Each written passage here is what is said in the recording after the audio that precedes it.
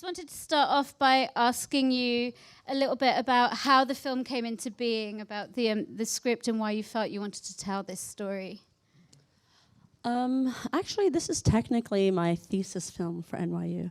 Wow. I was doing my master's in film, in writing and direction, and I had a class, and it was to write from what you know.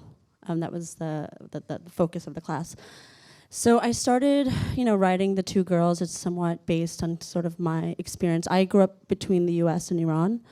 I spent my summers in Iran. I went to second and third grade in Iran. And I went as an exchange student as part of my university studies there. And then I just started writing. So basically part of it's on my experience, my cousin's experience, and then my family's experience. Because I have an uncle who's very liberal, and he studied at MIT, and then during the revolution, when everyone was coming to America, he went back to Iran to take part in the protests, and then he ended up getting stuck in Iran. And so I always imagined what it was like as someone who's very liberal to raise your family in a more conservative environment. So that sort of took shape.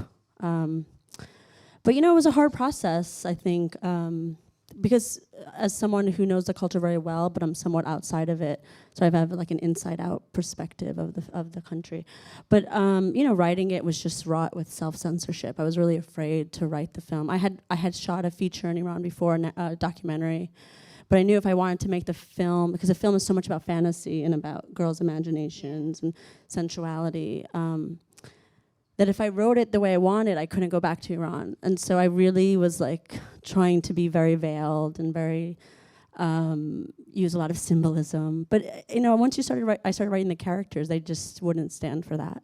I think that was the most impressive, striking thing about your film is that it is very kind of shockingly sexy and explicit, and not really what I would have expected, and it's just so brave. But can you tell us a little bit about what that's meant for you in the cast? Like, you can't... Well, it's very interesting because it is sensual, but so much of the film, what actually happens in the film is only in their minds. So, sure. When really religious people are like, I can't believe you showed a sex scene. I said, don't worry, it didn't actually happen. It was just in their minds. But yeah, it was a hard negotiation. I auditioned 2,000 girls for the two leads, all over the world. Where did you end up finding them? Who were there? So the best friend she was a law student in Paris. She had never acted before. She was 19, and then Nicole was just out of high school. She was in Vancouver, and the brother had moved to the States when he was 14. And he was a pretty well-established actor in the U.S. Okay. So yeah, but the thing is, it was a hard process. Like, they had to be, somewhat bilingual. They worked a lot on their accents, but they had to, be over 18 but look under 18, and they had to be good actors, and they had to be okay with sexual scenes and nudity. So it was really a hard find, as you can imagine. How were you pitching it? I mean, it must... Nothing. It was so secretive. No one knew anything about the film. They would audition. They only get like one or two scenes, but there was never any like information about the film or what the script was about. It's only, so what happened is that all these people auditioned around the world, and then all the three finalists for each role of the brother, the sister, the best friend, and the parents were brought, and the father, not the mother, were brought to Toronto for final audition. And the people that made the finals were given the script. And surprisingly, they all wanted to do it. Oh yeah, that's what I was going to ask. Yeah. Did anyone just say, God, I can't do that? Well, one of the girls who was a finalist was her grandfather is like an ahond. He's a mullah. He's a religious cleric in Iran. And I was like, are you sure you want to do this? But, it was interesting because, on different levels, it spoke to people. And all of us have, spent our life back and forth. And we all have family in Iran. And I was very... when the girls, wanted the role, I said, can I talk to your parents? Because they were only 19 at the time, 18, 19. And I said, you know what this film means. I love Iran. I've spent my whole life there, and I spent my life studying about Iran, and I have a deep respect, for my country. But, it probably means you can't go back, and it might have repercussions. And, I was really surprised at how open their parents were, and how they really... believed in what the project was. Like, the girl who plays the sister, her parents were leftists. They had been leftists in Iran, and they had themselves escaped Iran. And they had seen a lot of things in their life. And, what I love about Iranian people is that, they have like a very deep culture, both cinema and art. And, they surprise me every day in terms of their ability to, take things that are not familiar to them and, grasp them and take them. But also, the film is so much about strong women. And anyone who knows an Iranian woman can tell you they're very strong women, and so that was important for me to kind of show. Yeah, it's an incredibly empowering film for all sorts of reasons. Can you tell me a little bit about the reception in the Middle East? We were talking about how it's actually become sort of available underground and. Yeah, I mean, the thing is, we show the film. It was theatrically released in the U.S., Canada, through Europe. And I've been to many Q&As, and it's actually interesting because there's always fights at Q&As. You guys are very nice. But there's always a couple of fights. Like, a very good fight was in LA, and there was a woman who stood up and said, like, this film is bullshit, and, this doesn't happen, and all this stuff. And then another person stood up and said, I just came from Iran. This is my life. And they started fighting. And I thought that was really great. No, because I think that's really interesting. Because for one person, it was such bullshit and it never would happen. And for another person, it was their life story. And I think that's this whole idea of representation in a country. It's a very difficult thing because especially in the West, a lot of, some people know a lot about Iranian cinema. They watch Kiarostami or Asghar Farhadi's films, but other people don't. And so it's this whole idea that we have to represent a whole country in a film, which is impossible. And maybe one person that doesn't speak to their experience, but for another person it does. And it's the whole idea of representation. I say, like, well, what represents America? Like Spike Lee or Scorsese, and I think it's a great fight. I love when people have fights, and they carried the fight out outside and got very heated. But I think that's what's so great: diversity of stories. And I love Iranians that come and they hate the film. I'm like, at least you came. Yeah, and you might like the film, you might have issues with it, but you came. And so I think it creates a big dialogue about the film. Sure. But you've been getting some responses from within Iran? So we couldn't show the film obviously in Iran, or we couldn't show in the Middle East, unfortunately, only in Turkey and Israel. We weren't allowed, because if I wanted to show in other places, I had to censor the film. Right. And so morally, I can't censor my own work. So it's all gotten there underground. I get messages all the time from like Saudi and Kuwait and the Emirates. They have like underground screenings. In Iran, it's widely available. My very religious family has seen it. It's very, my uncle, who's one of the characters is based on, who's super, super religious. He sat down with his 6 kids to watch the film. Wow. It's like, didn't you know what the movie was about? And how are they communicating their responses to you? Do you get like these emails saying, oh my God, I just saw your film? No, because I think there's some fear around, some of my family communicating with me around the film. It's very varied. Some of my family supports it. Other people are absolutely 100% against the film and what it shows. But that's also the diversity of our country. We have a huge diversity. But I just got an email today. Like they have underground screenings. It's available widely for a few dollars in Iran. They call it the sexy film. Sexy film for sale. That's how they market it. Which I think is great. That's basically what my copy should have been. The just sexy film on Tuesday night. Yeah, I was like, can I get 1% of the earnings now? But so it is like widely a wide underground film in Iran. So and Facebook is great because I'm really fascinated about the whole discussion. So if you go on the Facebook page for this film, it has like 15,000 friends, and there's always fights on the page. So you can, if you read Farsi, it's particularly interesting. So if you have a Farsi speaking or reading friend, have them read it for you. But people from all over the world discuss the film and it's interesting to me because for me it's satisfying. Like I've had people from Cuba or Chile or the Czech Republic, and they feel like it's their story, that it represents what they went through through dictatorship. And I had a couple from Colombia. They were like, this is exactly my story. They literally came up to me and they had driven like 7 hours to see the premiere in LA. Oh, wow. Yeah. So it was really cool. It's very interesting that a lot of people ask me if it's based on them. So I guess it is somehow. Me, but is it based on me? That's or like they say, do you know so-and-so person, in the university in Iran? Is it based on her? and I guess it is subconsciously. No, I didn't know. I didn't know about it, but it must be. But it's interesting to me how even across cultures or across generations, it speaks to people in that way. It's sort of like, and some things are not actually based on anything that I never had a good relationship with my father, so this is like my idealized relationship. Right. And I think cinema is a chance for you to work out things you could never in your real life.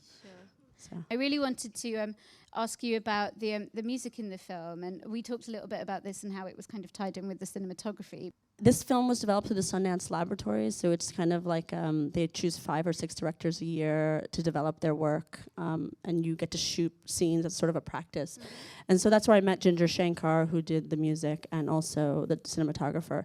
And so, we really wanted to have the images and the music tell the story, as it became a character in the film.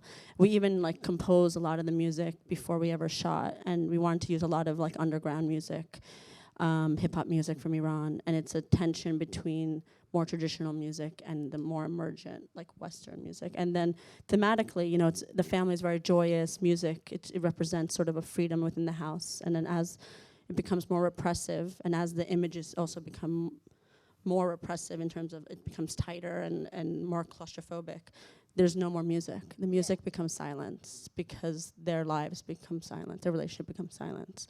So thematically, we're working with image and music, to tell the story.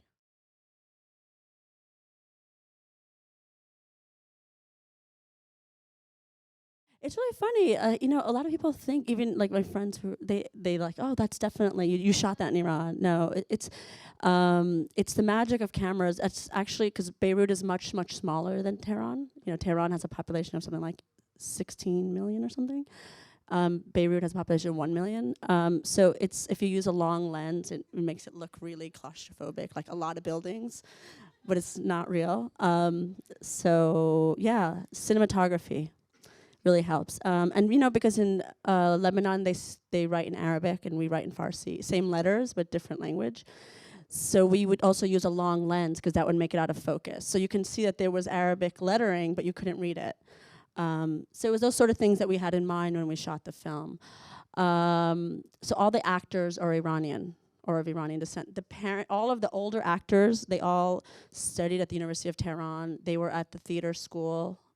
They were studying acting, and when the revolution happened. So they all knew each other.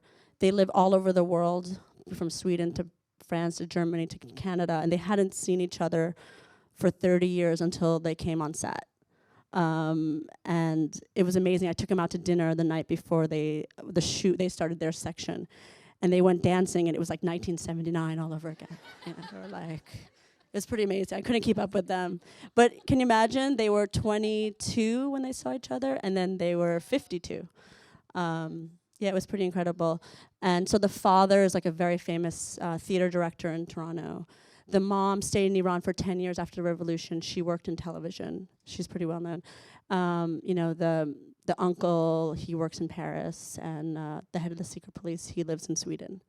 So they all, they lived in different places. They live in different places now, but they all had studied together at the university. And they were a great resource for the younger actors in terms of helping them. They were very established.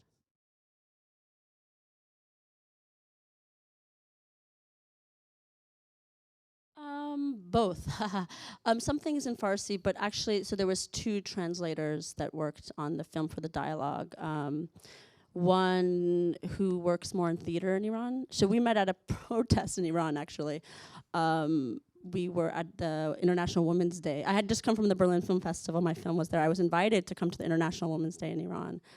And it had gone off without any problems in the past. There had been, peaceful gatherings. And the year that I was there was the year that the government decided to crack down and arrest everyone. So that year, we were running from the police together. Down this alley. I hadn't met her, and we were running together. And when you escape from the police together, you have this tight camaraderie. So she was a student. She was getting her master's in the theater program, and we became friends. And actually, later on, she ended up marrying my brother. So she worked on the translation along with another woman who now lives in Canada. She emigrated 7 years ago, so they worked on the translation together.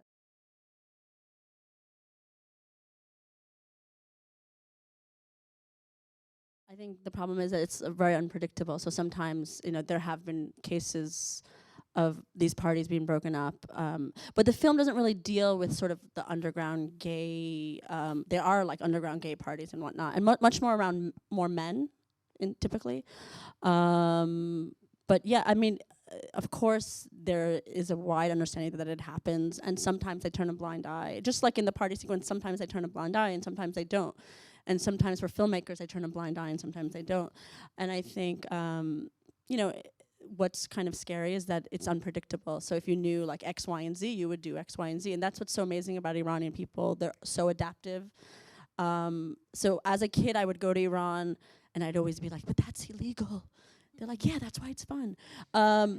But they're super brave, women, men, gay. I mean, they find a way to live their life around the restrictions. But the problem is that it's constantly, the enforcement is constantly changing. It's unpredictable. So, some people have had horrible experiences, gay and lesbian people that I've met there have had like atrocious experiences. Other people have not, and also part of it has to do with connections and money. But sometimes even connections and money, like you see in the film, can't buy you out. So it's very unpredictable, and I think that's what creates the unease. And there is a sense of like incredible sexuality. 72% of Iran is under 35, so it's such a young nation, and you never see sex on the streets more than in Iran. I mean, it's so palpable. All people think about is sex. It's like, do you guys do anything? Like it really is a focus because so much of it is forbidden. So, it's very much part of the culture. It's like you can feel it when you walk down the street. It's incredible. And I think, its expression is constantly being repressed and then reemerging in different ways.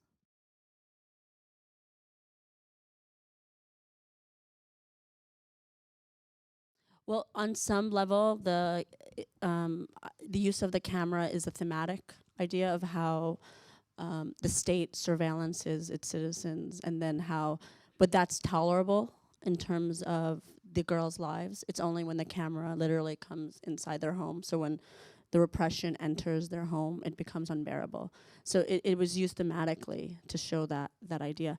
But the idea of the state watching its citizens and of people with, watching their own families in different ways is actually, that happened like with people I know. So be it like audio or visual, it's actually something that's happened. But in terms of the film, it's almost used more in a thematic way.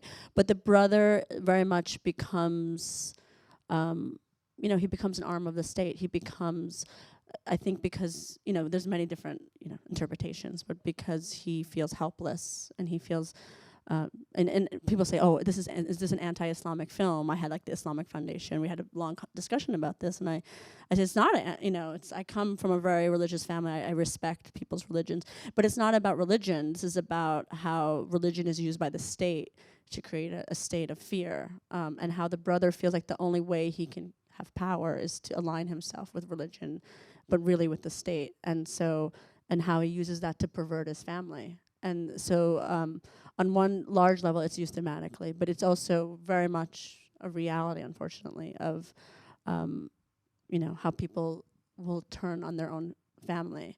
Of course, it's not, not necessarily the common story, but I think cinema is about the uncommon.